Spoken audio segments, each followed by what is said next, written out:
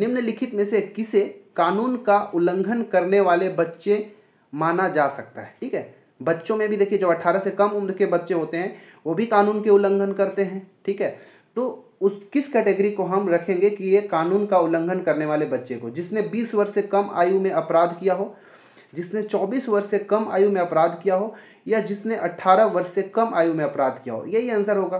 ठीक है, आसान प्रश्न ऐसे कई बार से पूछ लिए जाते हैं। ठीक है, क्योंकि शैक्षणिक अधिनियम और जैसे हो गया बाल श्रम अधिनियम हो गया, दहेज अधिनियम हो गया, इससे भी प्रश्न आपसे बनाया जा सकता है।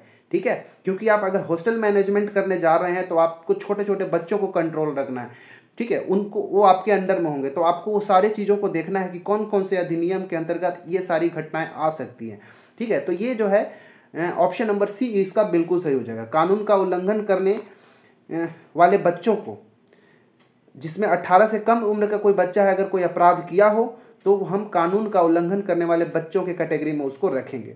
इनके लिए कुछ नियम भी है कि जैसे कोई बच्चा जो है कोई कानून का उल्लंघन किया है, कोई अपराध किया है, तो उसको कहाँ ले जाना है? एक किशोर न्याय बोर्ड होता है। ठीक है, यहाँ पे लिखता हूँ मैं, किशोर न्याय बोर्ड। ठीक है, किशोर न्याय बोर्ड जो है ना, प्रत्येक जिला में लगभग एक किशोर न्याय बोर्ड होना ही चाहिए, और इस बोर्ड में 3 सदस्य होते हैं। ठीक है, 3 सदस्य होते हैं। तो उस बच्चे को किशोर न्याय बोर्ड के समक्ष 24 घंटे के अंदर प्रस्तुत करना है। ठीक है, 24 घंटे के अंतर्गत यहाँ पे प्रस्तुत करना है। लेकिन याद रखना, जो यात्रा का समय होगा कि जिसमें बच्चे को हम पकड़ के यहाँ पे ले जा रहे हैं, वो यात्रा के समय को इंक्लूड नहीं करेंगे। उसके अलावा 24 घंटे के अंतर्गत किशोर न्याय बोर्ड के समक्ष प्रस्तुत कर देना है उस बच्चे को। ठीक है, इसका आंसर ऑप्शन नंबर सी था। 13 प्रश्न है जो कि बहुत ज़्यादा इंपॉर्टेंट है, इसको आप नोट करके रखिएगा कि कौन सा निकाय या सिस्टम बाल अधिकार संरक्षण अधिनियम 2005 बाल अधिकार संरक्षण अधिनियम 2005 के साथ मिलकर शिक्षा का अधिकार राइट टू एजुकेशन अधिनियम जो 2009 का है का कार्यान्वयन सुनिश्चित करता है। प्रश्न बहुत आसान है, ये चारों में से कौन सा ऐसा निकाय है जो बाल अधिकार संरक्षण अधिनियम 2005 के साथ मिलता है और शिक्षा का अधिकार अधिनियम 2009 का कार्यान्वयन करता है? क्या इसका आंसर होगा? बताइए, option number A, B, C, D में से कौन सा बिल्कुल सही होगा? तो इसका आंसर ऑप्शन नंबर ए, राष्ट्रीय बाल अधिकार संरक्षण आयोग, जिसको NCPCR कहते हैं। ठीक है, याद रखिएगा। ये NCPCR क्या करता है? ये शिक्षा का अधिकार जो राइट टू एजुकेशन अधिनियम 2009 है, इसका कार्यान्वयन करता है। किसके साथ? तो ये बाल अधिकार संरक्षण अधिनियम 2005 के साथ मिलकर ये आयोग जो है ना, NCPCR, ये इस अधिनियम के साथ मिलकर ये जो राइट टू एजुकेशन है इसका क्रियान्वयन करता है, इसको एग्जीक्यूट करने का काम करता है। तो इसका आंसर ऑप्शन नंबर ए बिल्कुल राइट आंसर हो जाएगा। ठीक है, आप सभी को पता है कि जो राइट टू एजुकेशन RTE जो है ना, इसके अंतर्गत तो आप सभी को पता ही होगा कि 6 से 14 वर्ष के जो बच्चे हैं, ठीक है, 6 से 14 वर्ष तक के जो बच्चे हैं उनका शिक्षा कराना अनिवार्य है। मतलब उनका अनिवार्य और निःशुल्क शिक्षा कराया जाना जरूरी है, ये अधिनियम वही कहता है। तो इसका आंसर है ऑप्शन नंबर ए बिल्कुल सही था। चलिए अब हम देखेंगे 14वें नंबर का प्रश्न। 14 नंबर का प्रश्न है, बाल विवाह से बाल विवाह निषेध अधिनियम 2006 के तहत निम्नलिखित में से कौन सी बाल विवाह निषेध अधिकारों की भूमिका है?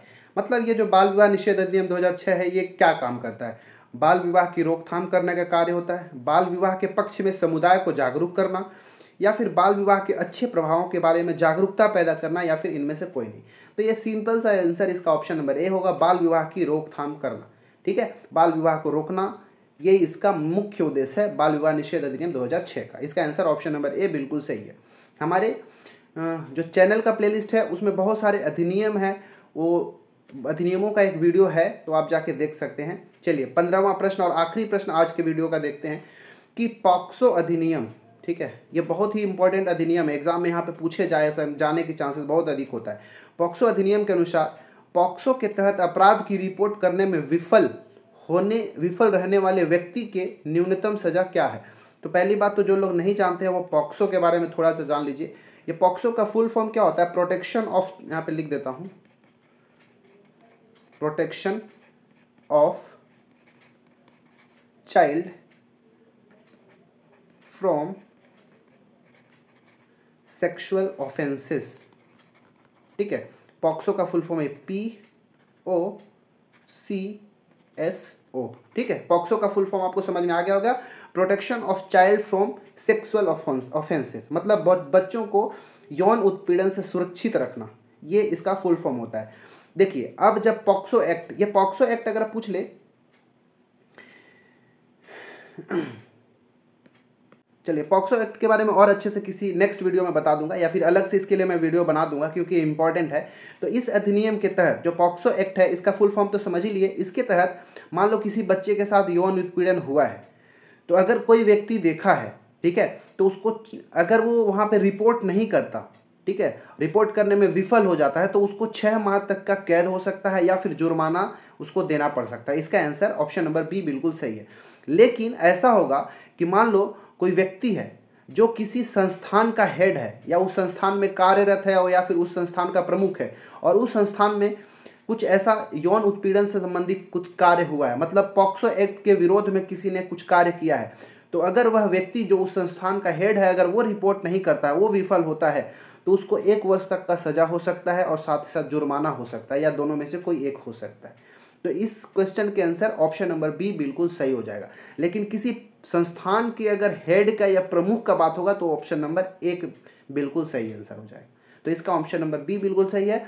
इस प्रकार हमने इस वीडियो के अंदर भी आप टोटल 15 क्वेश्चन हमने देखा जो कि छात्रावास अधीक्षक की तैयारी के लिए इंपॉर्टेंट है। कोई जरूरी नहीं है कि छात्रावास के लिए, इंपॉर्टेंट तो है क्योंकि मैं उसी दृष्टि से मैं टेस्ट ला रहा हूँ, लेकिन ये सारे एग्जाम के लिए इंपॉर्टेंट होगा। चैनल में नए हैं तो सब्सक्राइब कर लीजिए, वीडियो अच्छा लगता है तो लाइक कर लीजिए, हमारे चैनल के साथ जुड़ जाइए, और टेलीग्राम को भी आप सब्सक्राइब कर लीजिएगा, ज्वाइन कर लीजिएगा, क्योंकि हम वहाँ पे वीडियो का PDF लिंक और किसी भी तरह का डाउट होता है तो उसको हम मिलकर शॉर्ट आउट करते हैं। मिलते हैं किसी और वीडियो में, इसमें इतना ही। धन्यवाद। आप अपनी पढ़ाई बहुत अच्छे से करते रहिए।